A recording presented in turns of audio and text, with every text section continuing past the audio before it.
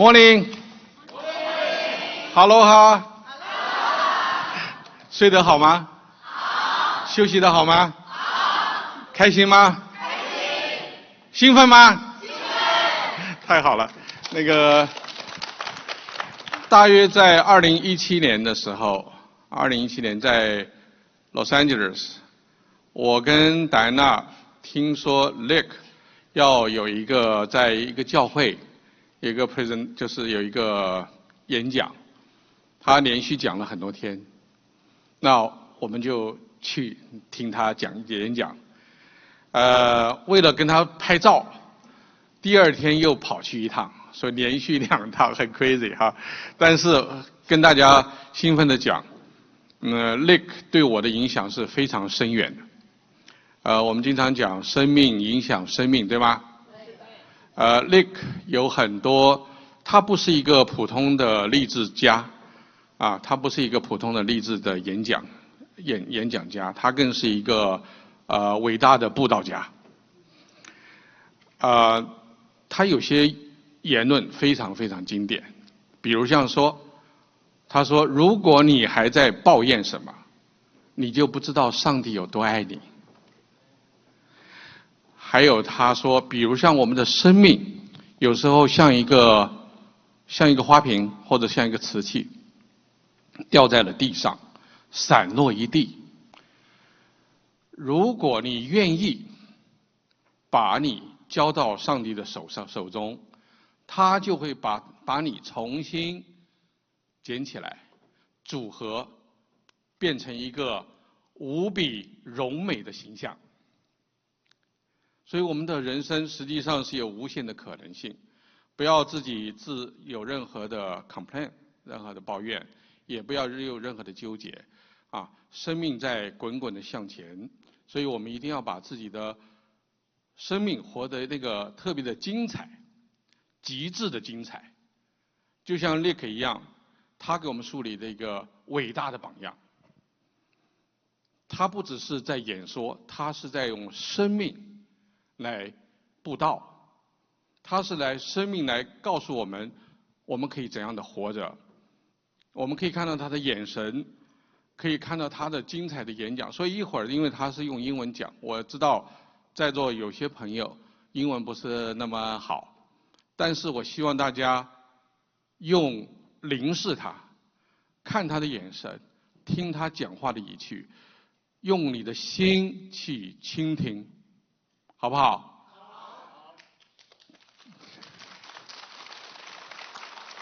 我们的 Lick 去过中国46次。今天早上他跟我讲，他去过中国46，比我去过的次数还多。OK， 所以他会讲一点点的中文，比如像说“我爱你”，所以我们大家一起喊 Lick Lick。我爱你，好不好？来 ，Lick Lick， 我爱你。OK。That's good. Yeah， 大家把手机一定要调成静音。还有拍照的事情，因为我们有专业的摄影师、摄像师，所以大家不要乱拍照。因为他们都比较注意形象，就像我一样。对吧？所以要大家特别小心这些要求，好不好？好，谢谢大家。All right, everyone, let's welcome Nick Vujicic.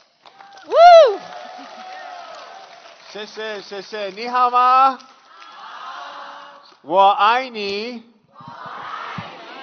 It is such a privilege and an honor. Thank you, Katie, very, very much, and thank you, Herbert.Thank you to iHealth for having me here today. And I do know that you're recording on your camera.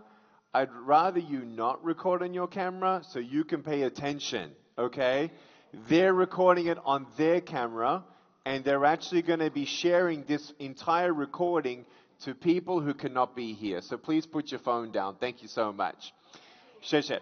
It is an incredible opportunity for me to be here. I want to say thank you for the honor. And congratulations on your 4th anniversary of iHealth.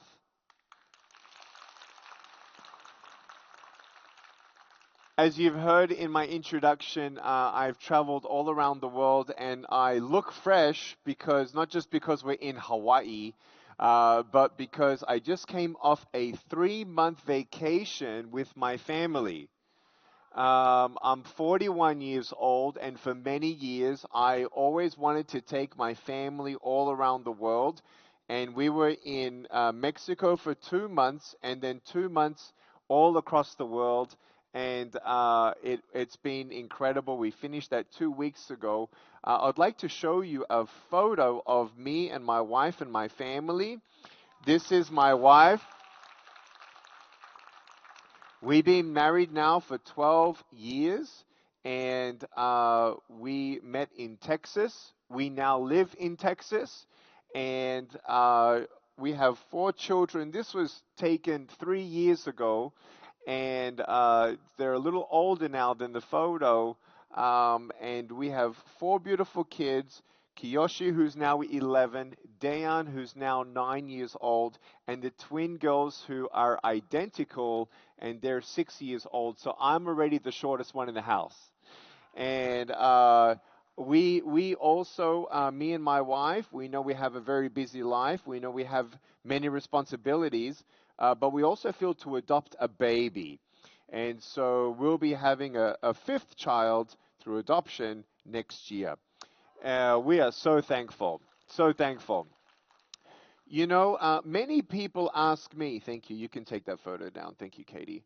Many people ask me, Nick, how can you find strength and how can you find courage? You know, the Chinese name, Li Ke, is strength and courage.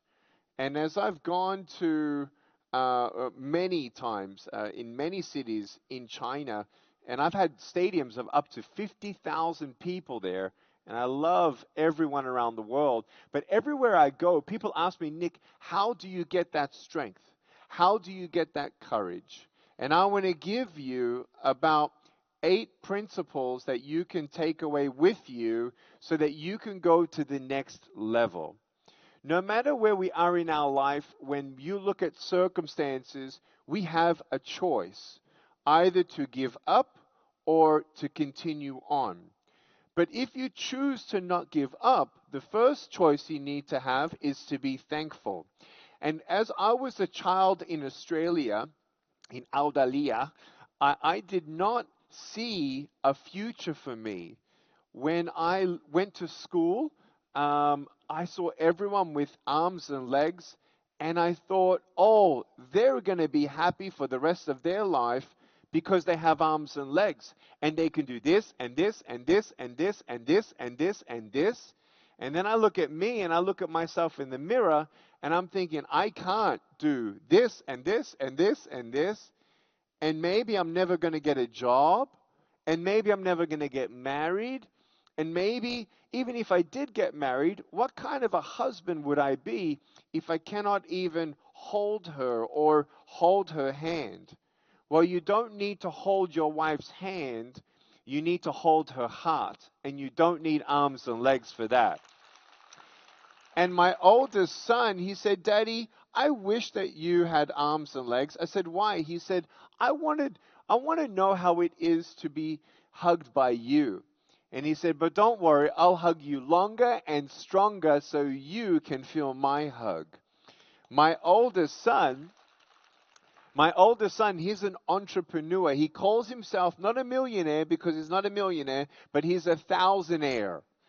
And we found a company that was offloading a lot of jewelry in their multi-level marketing company. We bought it for $2, $3 a piece. They were retailing for $40 to $100 each, and I knew somebody in the company. And then my son started selling the jewelry at Daddy's events. And then he gave away 30% to people in Dallas, which is our area, to homeless veterans in Texas. And he gave away 30%. Why? Because I told him? No. Because the greatest way to teach anybody anything is with example. And so when we look at the world and we look at the challenges, sometimes we don't see many examples of how to become resilient. Sometimes we don't see many examples of generosity, of kindness, of patience, of love, of integrity. And I have been around the world, and those statistics are old, and that's not your fault, that's my fault. I've now been to 83 countries and met 32 presidents and prime ministers. And the one thing all around the world is encouraging for me, as bad as the world feels at times, is there are more good people in this earth who do want to do good, who do want to bring light and love and make a change in the world that needs to happen. And wherever I go, I tell people, you know, if you want to see more generosity in the world, you be generosity. If you want to see more integrity in the world, you be integral in all that you do. And when we look at ourselves and have the opportunity in this country of the United States of America, we have a lot of opportunity to spread our wings of capitalism and make a lot of money to give money into where we also want to change the world. And I want you to know that times in life get difficult and circumstances come, and I want to help you go to the next level. I want you to understand that no matter what fear you have, right? Like you see that I have no arms or no legs.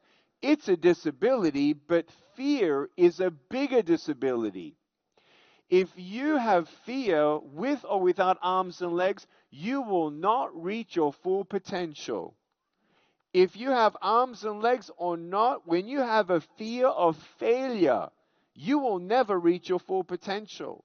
The reason why we are here at iHealth is to reach your full potential, which means that you're thankful for the opportunities and the success that you have thus far, but you're like, okay, here I am today, and here I go this month. Here I go this week of calls. Here I go with this one. In 41 years of my life, if my journey of life started here and I wanted to go over there, do you see these little steps? Little step, little step, little step. These are little steps. And when people look at me, they're like, oh, you're so successful. How did you do it? Just like this. You need to believe in your goal and your dream. So many people think they have a dream, but if you don't write it down, I don't know if you want it that bad. Do you understand? You will achieve something if you really want it that bad. Let me flip the example. If I'm on this table, do you think I want to jump off the table? No. If I jump off the table, I'll break an arm or a leg, all right? But if there is a fire coming through and nobody's here, am I going to jump off the table? Yes. So motive and purpose and drive overrides fear. I would still have fear.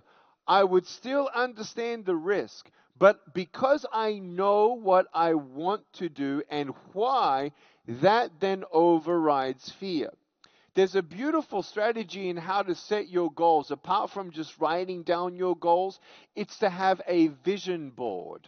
A vision board is basically a simple thing that you hang up somewhere in your office or in your house, and you put up photos and imagery of what you want to achieve in your life. You know, there are 6 areas of life. The first one is faith. The second one is family. The third one is friends. The fourth one is finance. The fifth one is fitness. And the sixth one is fun. Does anyone want me to repeat that? Number 1, faith. Number 2, family. Number 3, friends.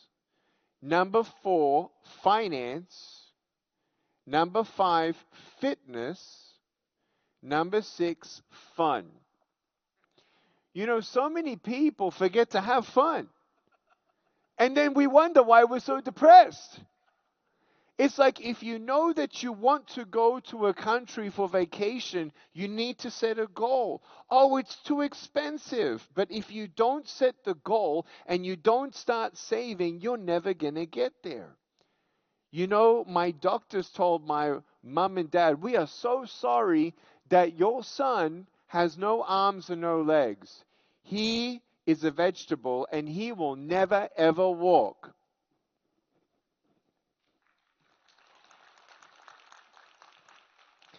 They had no idea that I'd be able to walk and jump and surf. The first time I got surfing in my life was right here in Waikiki in 2008 with Bethany Hamilton. And this little foot, I can type on a computer very fast. I did a double degree in university in accounting and financial planning. My dad told me, son, you need to be rich. Son, you need to get money because you're going to need help. We cannot help you. You may have to actually not just find a job, but you should be the boss of a company. And the employees of your company can be your hands and feet. You need to make your first million fast. And at age 16, he introduced me to the stock market. But he taught me two principles before I tell you more. The first principle is be thankful. Number one, if you're taking notes, be thankful. If you're not thankful with today, with who you are and what you have and the family that you have, money doesn't make you happy. Be thankful for what you have. If you're not happy with $100,000, you're actually not going to be happy with $1 million, because when you get $1 million, then you want $10 million, and then you get to $10 million, then you want $100 million, and now you're freaking out because now you're anxious about an economic collapse, and you don't want to lose your $100 million.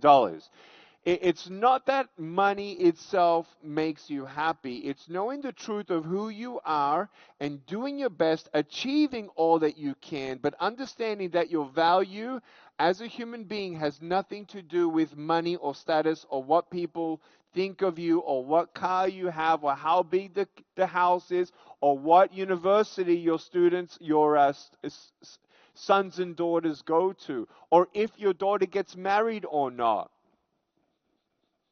Your daughter is your daughter. Your son is your son.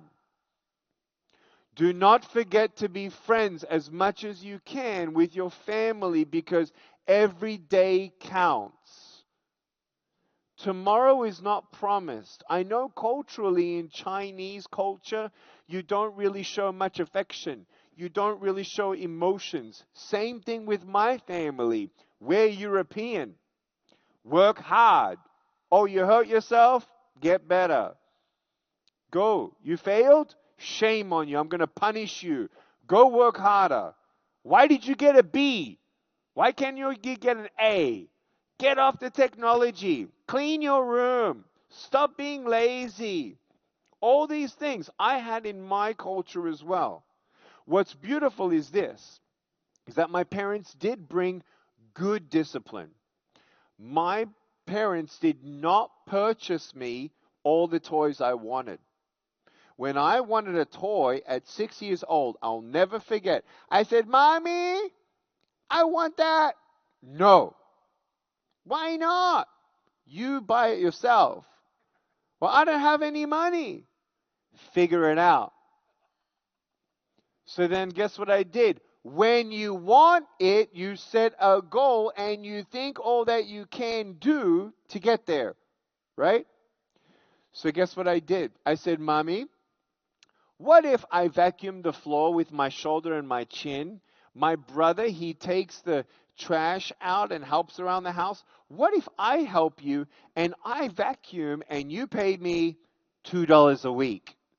She said, deal. All of a sudden, it taught me to be thankful for what I had, because money didn't grow on trees. It taught me patience. It taught me how to set goals. It gave me dignity to feel like I could actually do something, and the satisfaction of having something that I worked for. Do you know what happens to your children when you give them everything they want, when they want, how they want it? They're not thankful for anything. Being thankful is so important. Can I encourage you? Do not give all your children everything they want. Let them figure it out as well, because you need to get them on their own 2 feet. It's taking responsibility. Just like you're taking responsibility and I'm taking responsibility, my son is taking responsibility. That's how you pass on not generational wealth, generational character, generational integrity, generational intelligence and wisdom and prudence. It is incredibly powerful with what my parents did. And they told me principle number 2, work hard. Work hard. We know that. That's all in our culture. But you know what's beautiful? Number 3, you don't know what you can achieve until you try. Meaning, dream big. Number 3, dream big. Whoever knew that I could dream big? You know, as a teenager, I looked back at my childhood, and I tried to commit suicide at age 10. I tried to drown myself in my bathtub with 6 inches of water or 15 centimeters of water because I convinced myself I would never get married, never be happy, never have a job, always be bullied and teased in my life.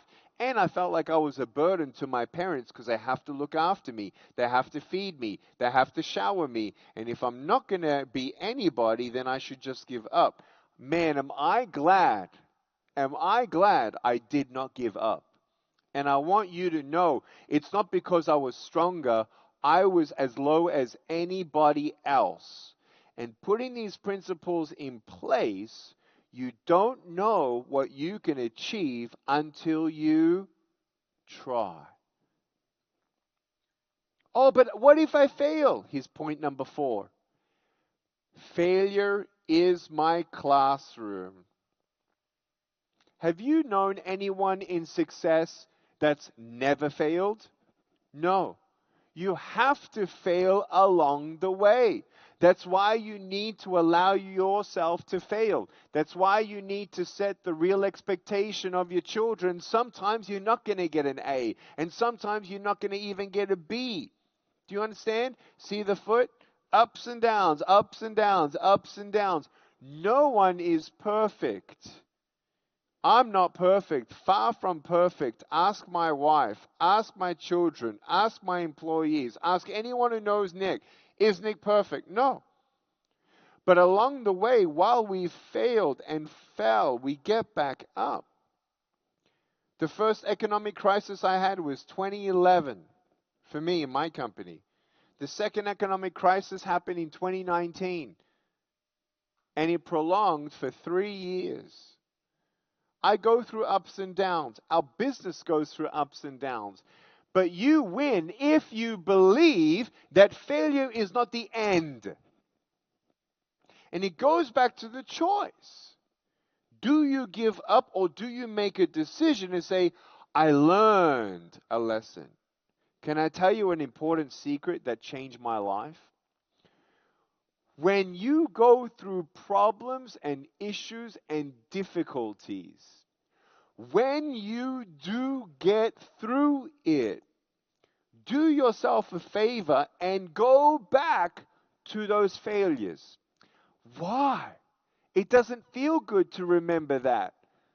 If you do, and you sit and you think, you can start writing down all the things you learned. You know how many times someone says, oh, I learned a lesson? Yeah?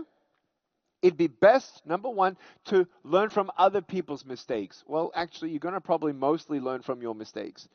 But how many people have actually said, oh, I'm relearning a lesson? Can you imagine if you actually reminded yourself on an annual basis, remember not to do this, remember to do this? It's amazing that when it's priority and you want to reach your full potential, I have a full potential. When I look at my wife, I want the full potential of happiness for my wife. Do you know what I ask my wife every month, once a month? 3 questions. What am I doing that you want me to stop doing? What am I not doing you want me to start doing? And what am I doing well that you want me to keep on doing? Don't we do that for businesses? Look at this year's profit. What are we doing well to keep on doing? What do we stop doing? What do we add that we're not doing? Same thing with my fatherhood. Same thing with my faith. If I really believe in heaven and I really believe that we all can make a difference, then what am I doing today to be stronger in my faith? What am I doing today that I can make the world a better place? What's your priority? And in your business, we must understand that there's always balance in life. Ups and downs. But through the ups and downs, you get stronger and stronger and stronger. No one ever knew that this boy without arms and legs could fly. And I tell you, I thank my parents because they gave me the platform in my mind. And you know what? My dad, he said, Nick, remember how I told you he told me to make a lot of money? At age 16, he said, hey, Nick, it's one thing to work for money, but it's another thing for money to work for you. And I said, huh? And that's when he introduced me to real estate. That's when he introduced me to the stock market. And I actually started trading stocks at age 16. I bought my first home at age 19, and I made my first $1 million by 27 years old. I'm now in the top 1% of all speakers in the world in age 40. We have 34,000 invitations for me to speak. We get 100 invitations for me to speak every single week. But I'm glad I'm with you. And I really believe, like, dream big. Ask me, Nick, what's your dream? Go. 1, 2, 3. Ask me again. Oh, thank you for asking. In 10 years, I want a platform with 200 million people giving $2 a day. It equates to $400 million a day to build hospitals, schools, orphanages, and make the world a better place. It's a $146 billion fund per year. Why not? I have 16 million social media fans. I have 100 friends that have more social media fans than me. Why don't we get together? So I'm not asking you how many billions of dollars are you going to have. I'm just asking you. I have no limbs. What are you going to do? What can you do in your own community? How big are you dreaming? Maybe I'm sent to your life to challenge you. You're not dreaming big enough. This is not the ceiling. It's just another floor. And it's difficult that when you're like, oh, I'm at this success rate. Oh, I'm getting paid X amount of dollars for my speeches. And I'm like, well, what if I double it? I'm thinking, nah. Can I tell you an inspiring story? Yes? Can I tell you an inspiring story? An inspiring story, I was in California on Rodeo Drive, and someone comes up to me and says, Nikki. I said, yes. He said, I know who you are. I said, great, nice to meet you. He said, I need you to come to Brazil. I said, excuse me? He said, I need you to come to Brazil. He said, can I please get in touch with you? I said, sure, here's my number. And we exchanged numbers, and I called him a week later. And I said, hey. He said, blah, blah, blah, I'm your fan, I'm your fan, I'm your fan. I read your book 14 times and blah, blah, blah, blah, blah. And I, okay, that's nice, that's nice. He said, so how much do you charge for a speech? And I said, well, $25,000. And he said, double it, and I'll take 6 of them. And I said, excuse me? He said, you're charging not enough, and then I'll take 6 of them. I said, who are you? And he shared with me his story. His father, his grandfather, and great-grandfather in Brazil lived in housing in the poor areas of Brazil. No floor, dirt floor. They shined shoes for a living. He started shining shoes at age 4. At no point any of his family ever went to school. He didn't even speak the language properly. They had a dialect.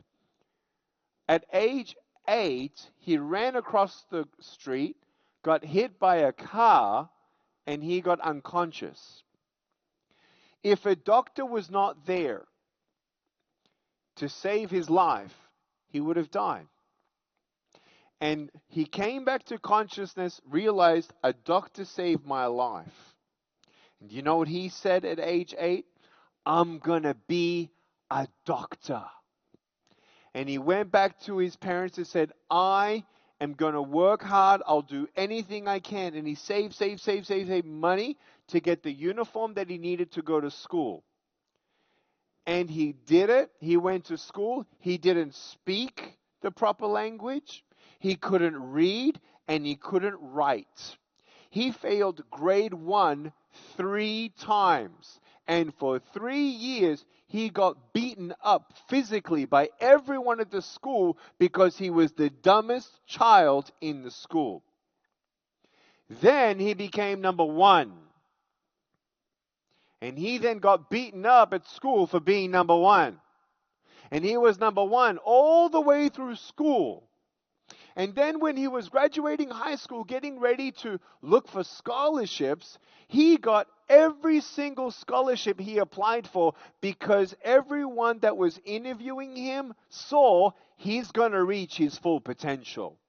He's going to be thankful for this opportunity. He's going to work hard. He's going to dream big. He's going to see failure as his classroom, and he's never going to give up. That's the next bullet point. Never, ever give up. And he got 3 scholarships. General University College degree, 2 specialties, and at age 33, he doesn't know much about business. Oh, that's an obstacle. That's a barrier. When the people who are successful realize that obstacles are opportunity, that's the last point after never give up. Obstacles are not a bad thing, guys. Obstacles are an opportunity. When I wanted to be a speaker, I had no marketing skills. I had no invitations. I had no nothing. I didn't know of another speaker. But when you want to do something, you figure it out. And you say, okay, how can I overcome that obstacle? How do I learn through this next breakthrough? What different can I do to break through more people who will buy the product? What is it that I can say differently? What is it that I can do? What is it that I can learn and try and experiment and not be afraid? Not be afraid to go in the deep end. Because that's where you get the bigger fish. Huge fish are not in the shallows. And it takes courage and a boat to get out there. And some people say, I'm going to sit on the shore and I want a big fish. Well, you're never going to get a big fish from the shore because you ain't in the boat. Well, what if it's wavy? What if it's rocky? What if a storm comes? What if I fall out? You get back in. Dream big. Remind yourself of what you want and go for it. So he did it at age 33. This man, his name's Edson, he got investors together to start his first hospital. When I met him, I said on the phone, First and foremost, thank you. Thank you for your generosity. And thank you for your courage. I've been thinking of raising up my prices, not doubling it, but thank you for being the first person and then taking 6. Can I ask you, why do you need 6? He said, because I own 2 companies. One holds 150 hospitals and 46,000 employees.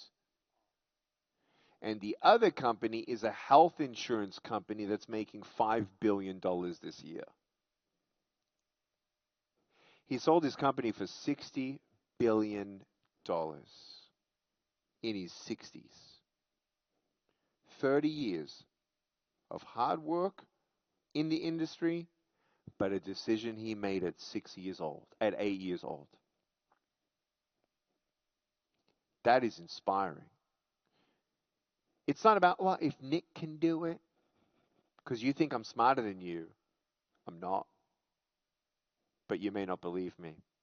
Your subconscious don't believe me. Your subconscious thinks, well, he has no limbs, but look at his joy, look at his peace, look at his strength.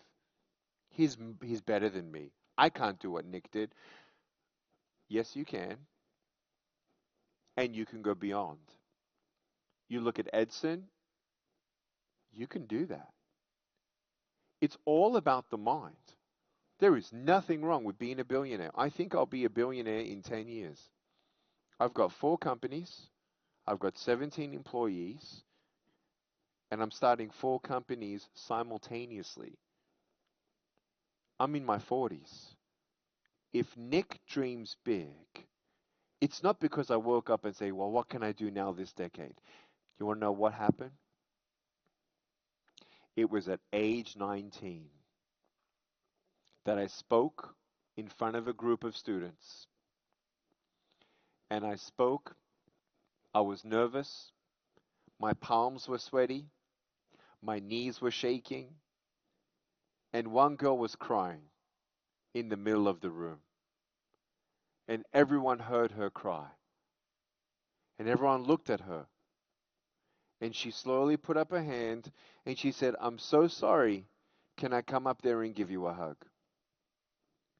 And she came up on stage and she hugged me. And she cried. And on this shoulder, and she whispered in my right ear, thank you. Thank you. No one has ever told me that they love me. You're the first one. And it changed my life. And I thought, everyone deserves those words. And that's what happened to the 19-year-old Nick that decided, I'm going to be thankful. I'm going to adopt failure as my classroom. I'm going to dream bigger. I'm never going to give up. I'm going to see obstacles as opportunities. And I want it. I want to change the world.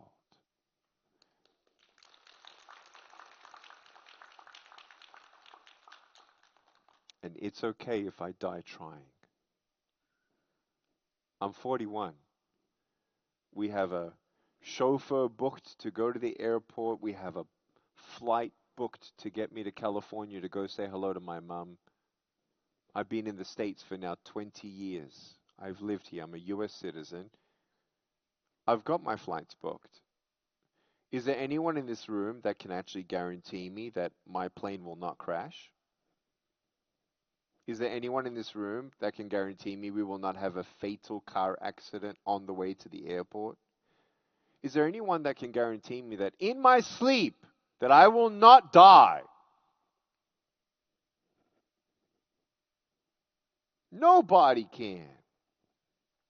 Can I ask the media team to do me a favor and just not walk anywhere else for the next 10 minutes? Really appreciate it. No one can guarantee you or me tomorrow. And when I look at you, I don't look at your hair. I don't look at your clothes. I don't look at your jacket. I don't look at your breasts. I don't look at anything but your face and your eyes. Your eyes are the windows to your soul. You are a human being with human feelings, and there's never going to be another you. And so you take responsibility of life. Your day, your moment, your time. The decision that you make today, I will dream way bigger than I have been. I will be more kind. I will be more patient. I will be more happy with what I have. Nick, how do I get out of depression? 3 ways to get out of depression. You write a list of 10 things that you're thankful for and read that out. I've had really bad days. Bad days. And you know what I've done to get out of depression? Because I do get depressed. I actually think back on the last 5 years of my life and think about the 3 most difficult days of my life. And I think to myself, wow, it actually could have been worse if. My dad died of cancer. That's bad. But it would have been worse if I never got to say goodbye. It would have been worse if I never had a relationship with him. I had a grenade at my house. That's a bad day. You want to know what's worse than having a grenade at your house? Your child picking up the bomb and blowing it up. I want you to know that I'm not living a life of success where there's no more ups and downs. There's always going to be ups and downs, but you can choose to be thankful. Even on your worst day, remember, you are beautiful. You are valuable. You do matter. And you don't have to be something or somebody that someone else wants you to be. You can define your own full potential in what you feel within parameters of being healthy. I'm not talking about everything, but I'm telling you, what do you want about your family? What do you want about your fitness? What do you want about your finances? And people say, Nick, I feel like there's something more that you've got. I said, yes, my faith in Jesus Christ. Without my faith, I wouldn't be who I am. Without my prayer, I wouldn't be who I am. Without reading the Bible, I wouldn't be who I am. And that's my personal walk with my religion. And I know that everyone has a religion. I get that. But that's my belief. And I want to say a blessing for you with the culture of the company. Herbert asked me to say a blessing at the end. But I want you to know that the greatest blessing of all in our life as well is, listen to this, ready? When you don't get a miracle, you can still be one.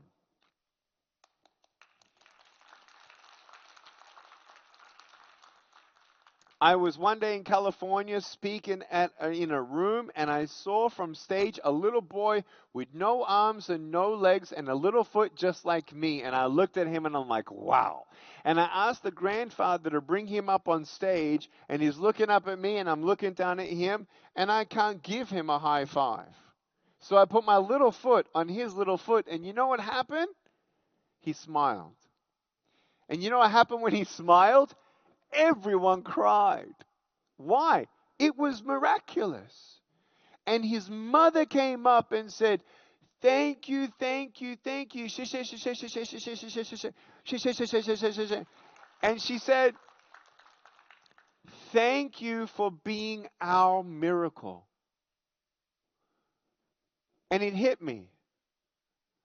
I don't need a miracle. If my soul is saved, if my heart is full, if I am thankful and my mind is healthy, I can then be a miracle. Do you know that you can be a miracle?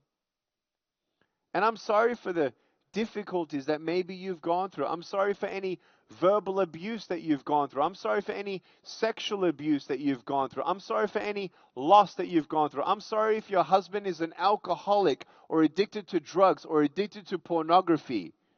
You see, when you don't really have your heart and mind clean and healthy and full, we go to things because we do want happiness. But I want you to know to never give up, and that's where faith comes in. Where money, drugs, sex, alcohol, pornography, fame, and fortune If you put your happiness in temporary things, your happiness will be temporary. But you can make an eternal impact in someone's life. When you're looking at somebody and you're going to the store and the cashier, she's like, oh, she's not looking at you. She looks a little sad. Hi. You can say, hi. And then you look her in the eyes and you say, hi. Can you say hi? And you can then say, are you okay? Yeah, I'm okay. Is something wrong? No. Can I pray for you? No. And I tell her, well, I'm going to pray for you anyway when I get in my car. So I want to say a blessing for you when I get to my car. So you might as well tell me what's wrong. And then she's like, and 20 minutes later, I hear her whole story. And you know what she did? She said to me, thank you. You saved my life. You see my disability, but you don't see the world's disabilities. Remember, you're a world changer. Just like Nick. We all can be. One person at a time. Take a deep breath in and out. I want you to hug the person next to you. Go. Hug the person next to you.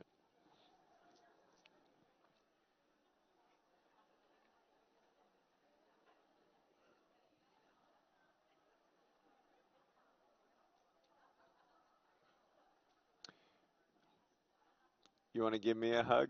I love you. Thank you very much. Thank you. Thank you very much. I appreciate that. Everyone take it? Yeah. Everyone take another deep breath in and out. I don't want you to just feel good. I want you to think about what are you going to do different. Who are you going to hug when you get home? What conversations will you have with your spouse or your children? Because if you don't do anything different, you'll be exactly where you're at. The ceiling is fake. There is no ceiling. In success, you can go as high as you want. Is everything possible? No. But I want your possible done. Your possible. And the only way to reach your full potential is to do the best with every day and everything you have. Before I close, I'd like to say a blessing. So if you don't mind, just bow your heads and close your eyes. Dear God, we thank you so much for every blessing, and we thank you for love. We thank you that we can be light and love and help others around us. God, if no one in this room knows who you are, we ask, God, that you would give us faith to have conversations with you and seek you and find you. We thank you for this incredible company, iHealth, and the leadership. Thank you for the success on 4th anniversary. And may you bless iHealth through the ceiling of ceilings. In Jesus' name, amen. I love you. 我爱你。谢谢，谢谢，谢谢，谢谢。